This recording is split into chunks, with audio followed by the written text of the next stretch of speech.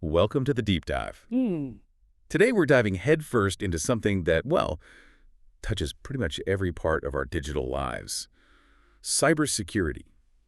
Our mission for this deep dive is to really get clear on two terms. People often mix up confidentiality and privacy, and then we'll look at how organizations actually work to protect our data, the sensitive stuff. And maybe even more importantly, what happens when things go wrong? How do they respond to breaches? Yeah, get ready for some real aha moments, I think. We're going to Yeah. peel back the layers on these concepts. You'll see it's this really intricate dance between technology and policy that keeps information safe.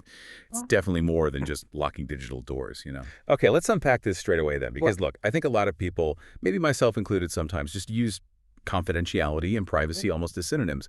But in cybersecurity, I'm guessing there's a really critical difference, one that organizations absolutely need to grasp. Oh, absolutely. It's fundamental. The main difference really boils down to who has the control and what exactly is being protected. So privacy, that's all about the rights of an individual. It gives you control over your personal information, what you share, who you share it with, how it's used. Okay, so that's the individual's control. Right. Confidentiality, on the other hand, that's more from the organization's perspective. It's about preventing unauthorized access or disclosure of the information that a company has already legitimately collected. Ah, I see. So it's sequential. Exactly. Think of it like this. Privacy governs the initial authorization. Can they even collect this data about you? Who gets permission? Then, once that data is collected, hopefully following those privacy rules, confidentiality kicks in. It makes sure only the right people or systems, the ones with proper authority, can actually access that data later on. Okay. So, privacy sets the rules for gathering the info, and confidentiality enforces the access rules after it's gathered. They really are two sides of the same very important coin. That makes perfect sense. Okay, so let's focus on confidentiality first. Protecting information that companies gather. What does an authority like NIST, the National Institute of Standards and Technology, how do they officially define it? Right, NIST. They define confidentiality as preserving authorized restrictions on access and disclosure of data, including means for protecting personal privacy and proprietary information. Now, what's really insightful there is that it explicitly mentions personal privacy. Ah, so it's not just about company secrets. Not at all. It means organizations have a duty to protect all the personal information they collect or handle as part of their business. It's not just their own internal confidential stuff. And, to do that effectively, the first step is really figuring out what counts as personal information. Right. And that brings us to that term we hear all the time, personal identifiable information, or PII. What exactly falls under that umbrella? Because sometimes it feels a bit vague. It can seem that way, but it's actually quite broad. PII is basically any piece of information that can be used to identify a specific person, either on its own or, and this is key, when combined with other pieces of data. Obvious examples are your full name, maiden name, any aliases. Sure, the basics. But then you have personal ID numbers, think social security number, passport number, driver's license, tax ID, even bill account or credit card numbers. All PII. Your street address, your email address. And even personal characteristics like photos, fingerprints, handwriting, biometric data like voice prints or iris scans. Wow, okay. So it's much more than just your name and address. Definitely. And the really crucial thing about PII isn't just the individual pieces, it's how easily bits of information that seem harmless on their own can be put together. You combine a few points, and suddenly you have a detailed profile of someone. That turns seemingly safe data into a big risk. That's a really important point. So considering how much data qualifies as PII, what are the best practices? What should organizations be doing to protect this information once they have it? Okay, so there are several key best practices for safeguarding confidentiality in PII. First, and maybe most importantly, organizations really need to minimize the amount of personal information they collect and store in the first place. Stick to what's absolutely critical for operations, the principle of data minimization. Less is more in terms of risk. Precisely. Second, they need to regularly review the PII they do hold. Is it still relevant? Is it still necessary for business? This also involves checking if it's accurate, up-to-date, and complete. Third, they have to be really meticulous about defining who gets access, setting clear criteria for different authorization levels, maintaining access lists, and monitoring them constantly. Right, controlling who sees what. Exactly. Hmm. And finally, a really strategic piece. Having a clear, actionable plan for getting rid of PII when it's no longer needed. Purging it securely, deleting it properly, holding on to data unnecessarily just expands the risk window. That sounds like a huge ongoing job. Okay, let's switch gears now to privacy. How does NIST frame privacy, and how does their framework actually help organizations manage these, well, pretty complex risks? So NIST defines privacy as the right of a party to maintain control and confidentiality of information about itself. Yeah. I think the definition really highlights the link to human autonomy, dignity. The NIST privacy framework itself is designed as a tool. It's meant to help organizations improve their privacy posture through better risk management. A tool for managing risk. How does it work? Well, its main goal is to help organizations embed privacy considerations right from the start, thinking about privacy best practices when they're designing new systems, products, services. Not just as an afterthought, it also really pushes for clear communication about privacy practices across the whole organization. And it encourages collaboration between, say, the privacy office and the IT security folks, getting everyone on the same page. Okay, so it's about integrating privacy thinking earlier and more broadly. How does it approach managing these risks throughout the whole life of the data, not just at collection? That's a key aspect. The framework takes a really holistic view. It talks about privacy events, potential problems individuals could face across the entire data lifecycle. So from the moment data is collected, through how it's processed, stored, shared, transmitted, all the way to how it's eventually disposed of or deleted. The whole journey. The whole journey. It forces organizations to map out how data flows through their systems and processes, and to identify and try to mitigate privacy risks at every single one of those touch points.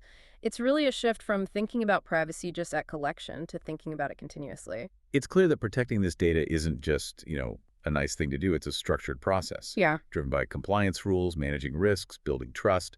So what are some of the common safeguards organizations put in place across this life cycle? Yeah, organizations absolutely need that structured process. They have to comply with legal requirements, regulations, their own internal policies. It involves assessing the risks involved in collecting, storing, using, deleting information, and then figuring out the right protections, because getting it wrong can lead to serious legal trouble, fines, you name it. Right. So what kind of protections are we talking about? Let's start with data collection. Okay, for data collection, a big part is establishing really clear policies and procedures, defining exactly what counts as confidential data, how it should be collected, who can access it, how long it's kept. Also crucial are rules for incident response, data sharing, and what happens if someone violates the rules. And just as important is training, making sure every employee understands these guidelines and the consequences. Okay. Policies and training up front. What about when they're actually using the data processing? Right. During data processing, there are techniques to reduce risk. One is de-identifying personal information, basically removing enough PII so you can't directly link the data back to a specific person. A common way to do this is pseudonymization.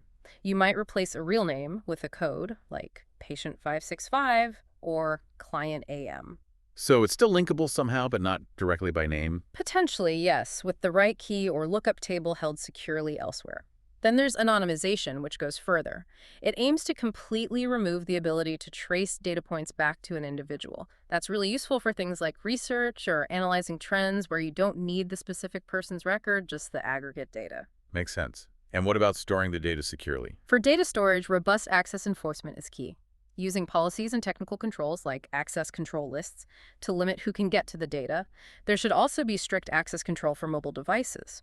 Organizations often limit or even prohibit accessing PII from laptops, phones, tablets if possible. In auditing events is crucial, monitoring access logs to spot any potentially inappropriate access attempts. Okay. And transmitting data, sending it somewhere. When data is transmitted, the main protection is encrypting communications. Using things like a VPN, a virtual private network, encrypts the whole communication channel.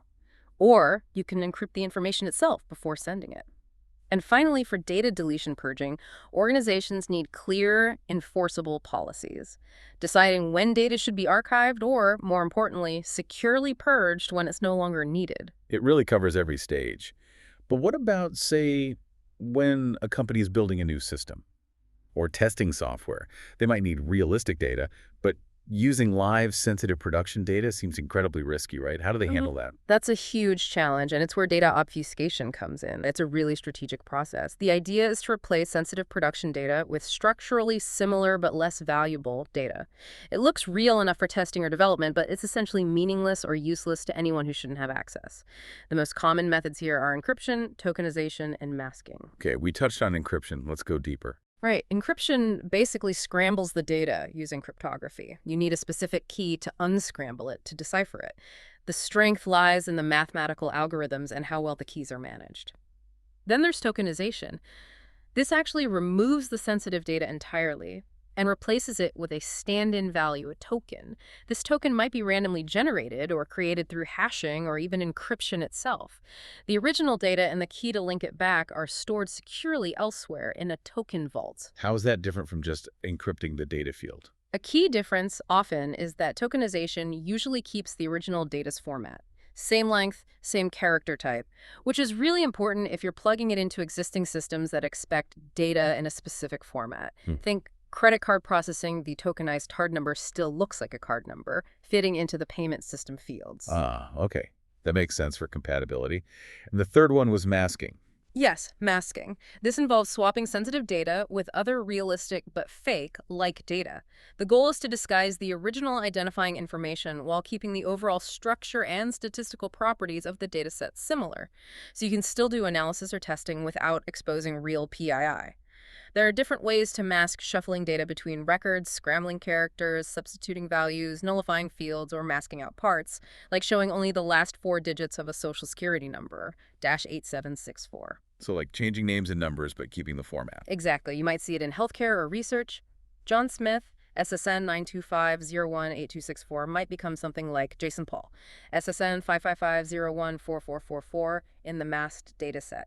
It looks plausible, but it's not the real PII. Encryption seems to be a thread running through a lot of this. Can we dig into that a bit more, the different types and how they actually work? Sure, so the basic terms. Unencrypted data is plaintext. Once it's encrypted, it becomes ciphertext unreadable code.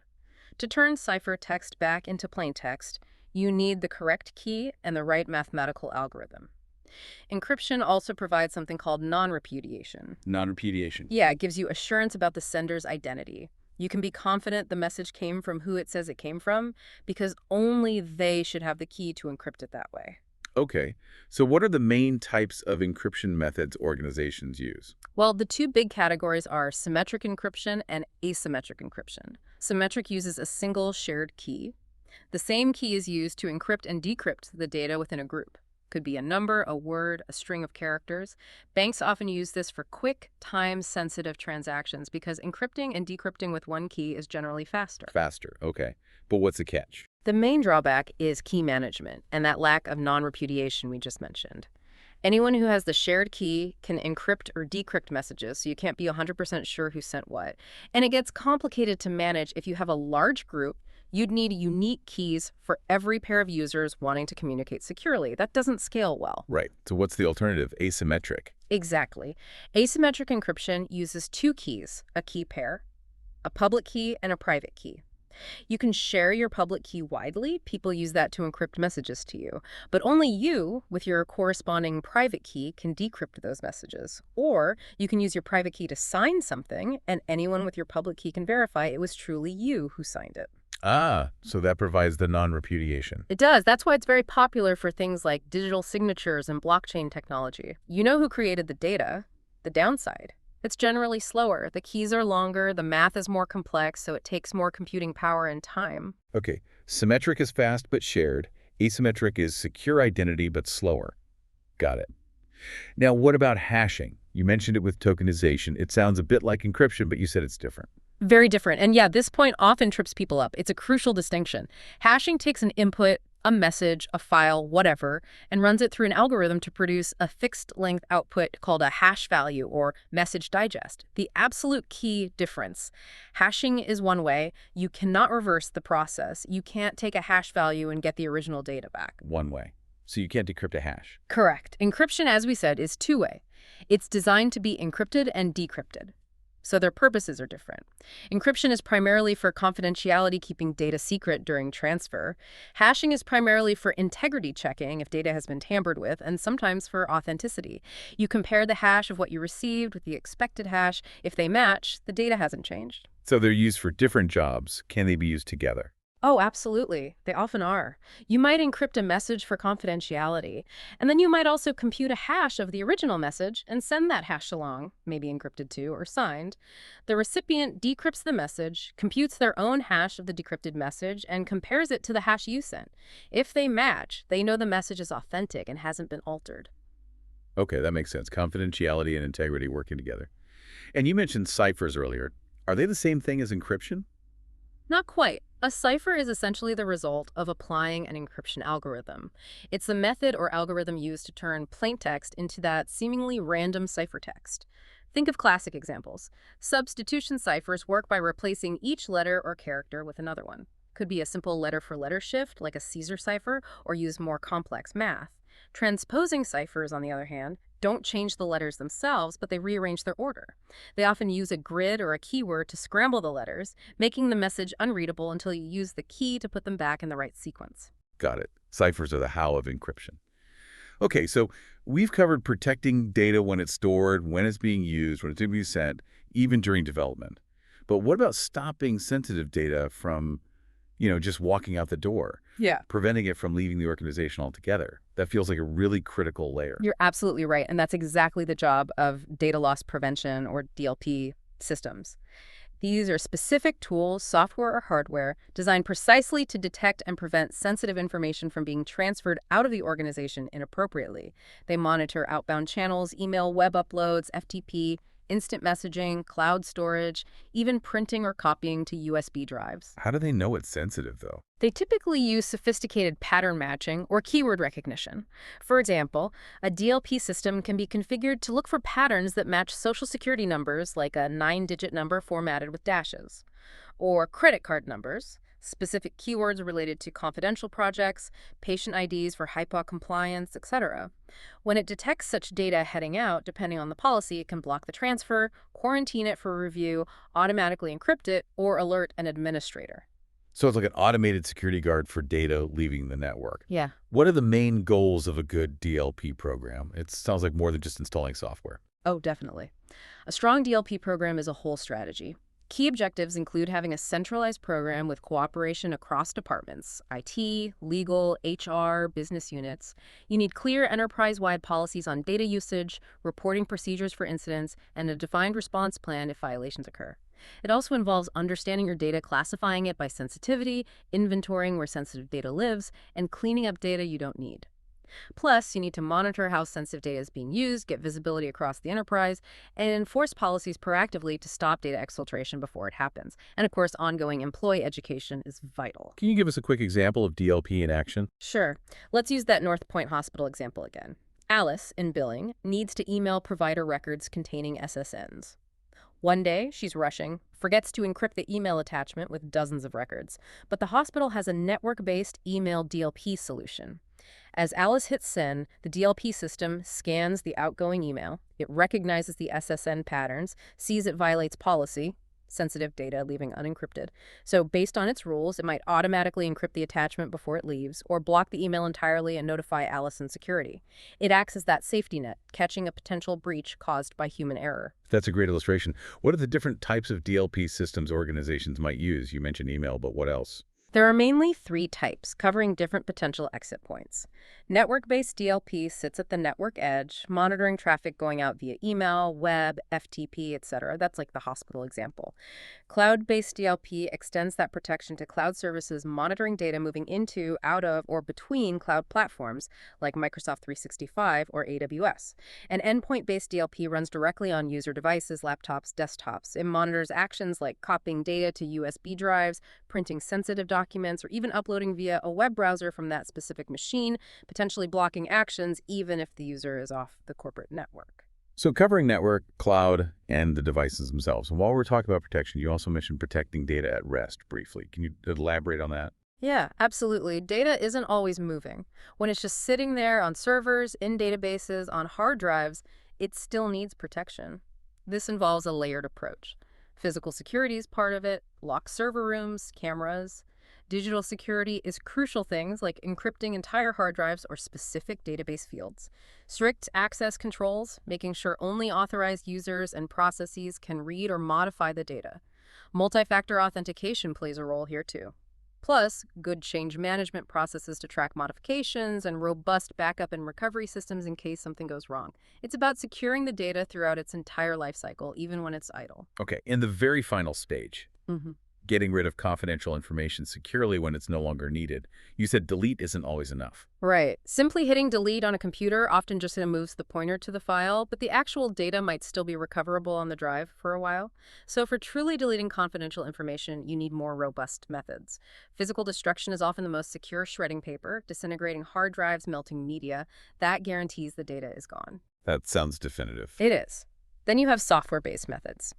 Erasing is that simple delete. Overwriting, sometimes called clearing, involves writing new data, like random ones and nulls, over the old data, usually multiple times, making recovery much harder. This prepares media for reuse within the organization.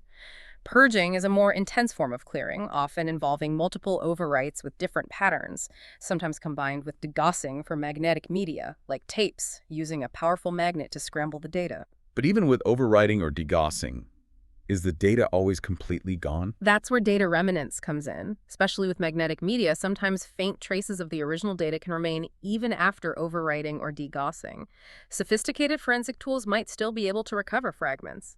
That's why, for highly sensitive data, physical destruction is often considered the only truly foolproof method to ensure complete purging and prevent any possibility of recovery. Okay, so we've covered a ton of protections. Policies, technical controls, encryption, DLP, secure deletions. But realistically, incidents still happen, right? Breaches occur despite best efforts. So what's the plan then? How do organizations prepare for that worst-case scenario? You're absolutely right. No defense is 100% perfect, and that's precisely why having a well-defined incident response plan, or IRP, is non-negotiable. An IRP is essentially the playbook. It's a documented set of procedures, people, tools, and information needed to effectively detect an attack, respond to it, and limit the damage.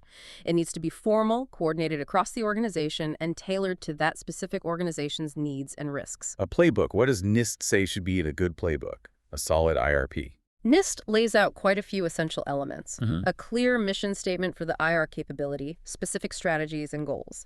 Crucially, it needs senior management buy-in and approval. A formal policy statement. It should detail the organizational structure for response, who's involved, roles, responsibilities, lines of authority. Define what actually constitutes an incident versus just an event. Set priorities for handling different types of incidents.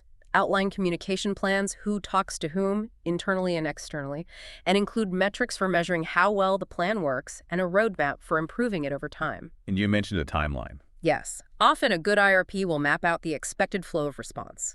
From the moment an incident starts, through it being reported, detected, contained, eradicated, recovered from, all the way back to resuming normal business operations, often visualized in phases like prepare, detect, contain, eradicate, recover. That sounds incredibly thorough. But how do organizations even spot these incidents in the first place? Before they can respond, they have to know something's wrong. Great question. Detection relies on a whole suite of tools and techniques working together. Things like continuous vulnerability scanning to find weaknesses, anomaly detection systems looking for unusual network traffic or user behavior, endpoint detection and response, or EDR, monitoring activity on laptops and servers, file integrity monitoring, checking for unauthorized changes, analyzing logs from firewalls, servers, applications, using intrusion detection systems, IDS, and intrusion prevention systems, IPS. Physical security monitoring, like checking building access logs. Centralizing alerts with cybersecurity information and event management systems. Subscribing to threat intelligence feeds for known attack patterns. And user behavior analytics, UBA tools, specifically looking for odd employee activity. That's a lot of monitoring. Who are the people actually doing this work? What do these incident response teams look like? The human element is absolutely critical. You need skilled people with the right technical know-how, and they need strong support from leadership. NIST suggests a few models for structuring these teams. You could have a centralized team, one main IR team for the whole organization. often works for smaller companies. Or distributed teams for larger, maybe global organizations, with multiple teams covering different regions or business units. Sometimes there's a coordinating team that provides expertise and guidance to other departments, but doesn't handle incidents directly. And staffing these teams, what are the challenges? Several big ones. You need 204/7 coverage, because attacks don't keep business hours. That impacts staffing levels and potentially employee morale. It's high-stress work. Cost is a factor. These skills are in demand. Finding people with broad IT knowledge plus deep cybersecurity expertise like digital forensics is tough. That's why many organizations outsource some or all of their incident response to specialized managed security service providers, MSSPs. And these teams often do more than just react. They're involved in employee training, sending out security advisories, sharing threat information with others. Okay, before we get into the steps of responding, let's clarify something. What's the actual difference between a cybersecurity event and a true incident? They sound similar. Yeah, good clarification. An event is just anything observable happening on a network or system. A user logging in is an event. A firewall blocking traffic is an event. Could be normal, could be benign. An adverse event is any event with a negative consequence. A system crash, someone trying to access a file they shouldn't, malware being detected, can be intentional or unintentional. A computer security incident is a specific type of adverse event. The key things are, it's related to computer security, and it's typically caused by malicious human intent or constitutes a violation of security policy. It's not a power outage or a flood. Think DDoS attacks, successful phishing, ransomware encrypting files, maybe even an employee accidentally emailing sensitive data outside. It's a violation or imminent threat to security policies. Okay, that distinction is clear. Malicious intent or policy violation makes it an incident. So once an incident is identified, what are the generally accepted steps organizations take to handle it? Right. While plans vary, there's a common framework, often cited with around 7 key steps. Step 1 is preparation. This is everything you do before an incident, getting the team, tools, and training in place, building the playbook. Step 2 is detection and analysis, or identification, spotting that something is wrong, figuring out what it is, how serious it is, confirming it is an incident. Okay, prepare, then detect. What's next? Step 3 is containment. This is crucial. Stop the bleeding. Prevent the incident from spreading further. That might mean isolating affected systems from the network, blocking malicious IP addresses, maybe taking a server offline temporarily, buying time. Step 4 is eradication. Once contained, you need to actually remove the threat. Delete the malware, disable the breached user accounts, fix the vulnerability that was exploited, get the bad stuff out. Contain, then eradicate. Makes sense. Step 5 is reporting. Communicating what happened to the right people, management, IT, legal, maybe regulators or customers, depending on the breach. Tailoring the message. Step 6 is recovery. Getting the affected systems back to normal, safe operation. Restoring data from backups, rebuilding systems, monitoring closely, often happens in phases. And finally, step 7, post-incident activity or lessons learned. This is critical for improvement. Analyzing what happened, how the response went, what worked, what didn't, measuring things like how long each step took, and using that analysis to update the IRP, improve defenses, maybe do more training. So it's a cycle, really. Prepare, detect, contain, eradicate, report, recover, and learn. Exactly. And you'll find that most major incident response frameworks from SANS, NIST, ISO follow these general steps, maybe with slightly different names or groupings. And do organizations typically have just one master IRP, or do they tailor them, say, for ransomware versus a phishing attack? Good question. More mature organizations often do tailor their IRPs. They'll develop specific playbooks for the types of attacks they see as most likely or most damaging to them. So yes, they might have separate detailed plans for handling DDoS attacks, malware outbreaks, phishing campaigns, insider threats, business email compromise, or ransomware specifically. It allows for a more focused, faster response. So they have these plans, they have these steps. Yeah. But how do they actually know if the plan works? Or people follow it under pressure? How do they test this? Testing is absolutely essential. A plan on paper is useless if it doesn't work in reality. One common way is through simulations, often called tabletop exercises. The response team gathers and talks through a hypothetical incident scenario, step by step, discussing their roles and decisions. For a more realistic test, they use penetration tests, or pen tests. Ethical hackers are hired to actively try to breach the systems and see how the organization detects and responds to a simulated attack. These tests, often done annually, provide really valuable feedback for improving the IRP. talking it through and actually trying to break in. What about measuring performance? Yes, IRP metrics are key for tracking effectiveness over time. Organizations measure things like mean time to detect, MTTD. How long does it take us on average to even realize an incident is happening? Mean time to acknowledge, MTTA. Once detected, how long until we officially acknowledge it as a threat we need to act on? Mean time to contain, MTTC. How long does it take to stop the spread? Mean time to repair, MTTR. How long to fully recover systems back to normal? They might also track mean time between failures, MTBF. Ideally, this number goes up, meaning fewer incidents, and system availability or downtime.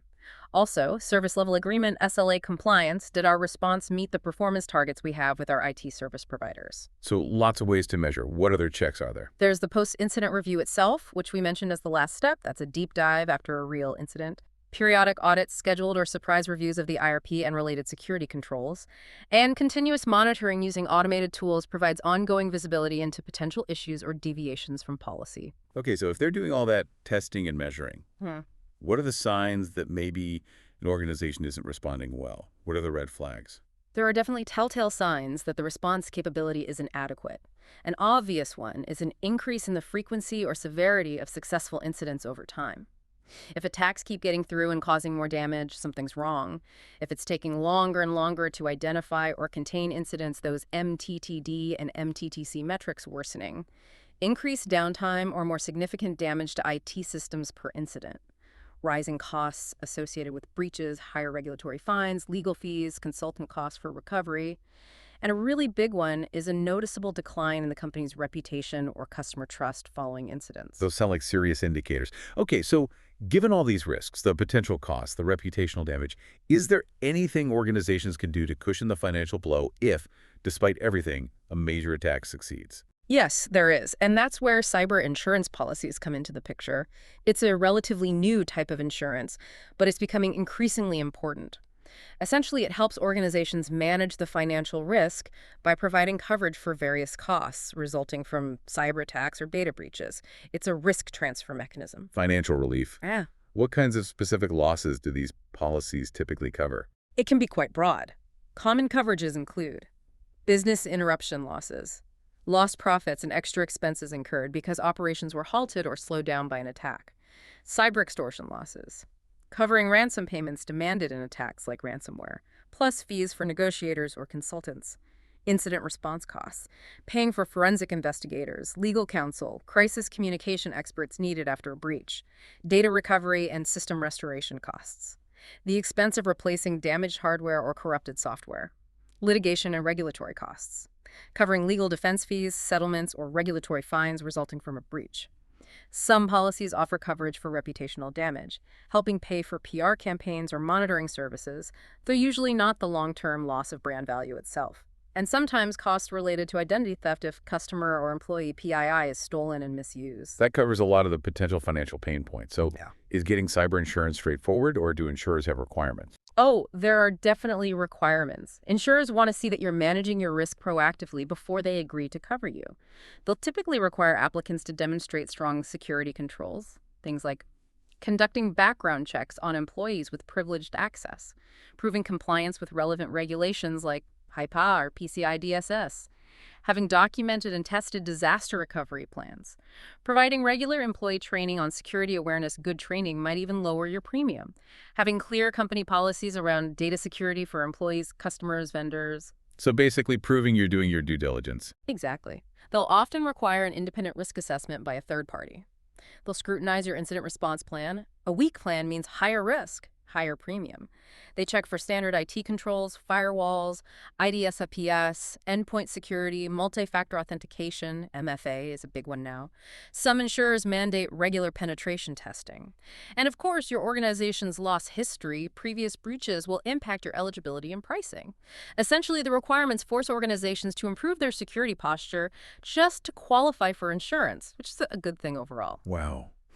We have covered an incredible amount of ground today, from really unpacking that core difference between confidentiality and privacy, all the way through the sophisticated layers organizations use to protect data and how they plan for and respond to incidents. It's truly intricate. It really is. Yeah. And what's fascinating, I think, is seeing how all these pieces connect. A solid privacy policy informs data collection. Data obfuscation protects during development. DLP tries to prevent leaks. Then you have the IRP for when things go wrong, testing to make sure it works, and cyber insurance as a financial backstop.